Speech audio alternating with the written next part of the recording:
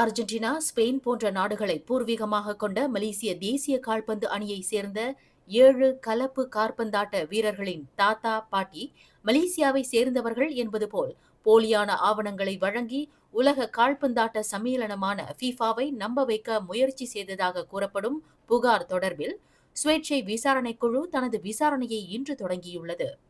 முன்னாள் தலைமை நீதிபதி துன்மட் ரவுஸ் ஷரீப் தலைமையில் அமைக்கப்பட்ட விசாரணைக் குழு இன்று திங்கட்கிழமை தனது முதலாவது கூட்டத்தை நடத்தியுள்ளது.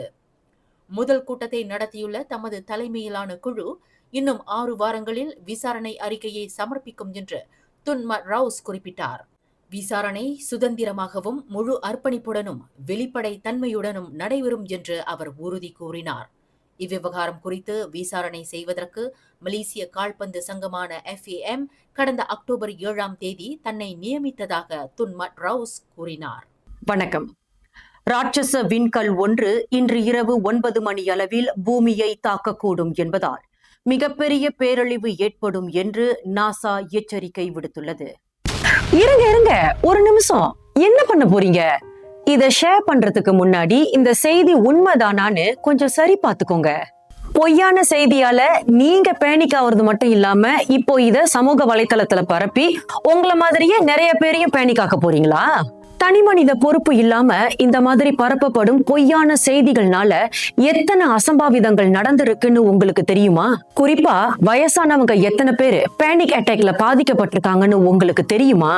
தவறான தகவல்களோட வர செய்திகளை படிச்சுட்டு எத்தனையோ பேரு மோசடிக்காரங்க கிட்ட ஏமாந்திருக்காங்க.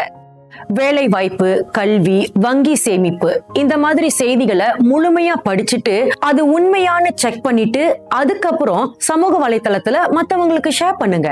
லாப நோக்கத்துக்காக பொறுப்பில்லாத சிலர் பரப்புற இது போன்ற போலி செய்திகளை நாமும் யோசிக்காம மத்தவங்களுக்கு ஷேர் பண்றத நிறுத்தணும். முன்னணி ஊடகங்களிலும் அதிகாரப்பூர்வ வலைத்தளங்களிலும் வெளிவர தகவல்களை தான் நம்ம நம்பணும். ஷேர் பட்டனை அழுத்துறது ரொம்ப ஈஸி, ஆனா அது ஏற்படுத்தும் தாக்கம் ரொம்ப பெருசு. நம்பகமான செய்திகளை மட்டுமே பிறருக்கு பகிர்வது நம்முடைய கடமை. மேலும் செய்திகளை தெரிந்து கொள்ள கீழே இருக்கும் பெல் பட்டனை அழுத்துங்கள். உங்கள் மகிழ்ச்சியை வெளிப்படுத்த லைக் மற்றும் ஷேர் செய்யுங்கள். தொடர்ந்து திசைகளோடு இணைந்திருக்க சப்ஸ்கிரைப் செய்யுங்கள்.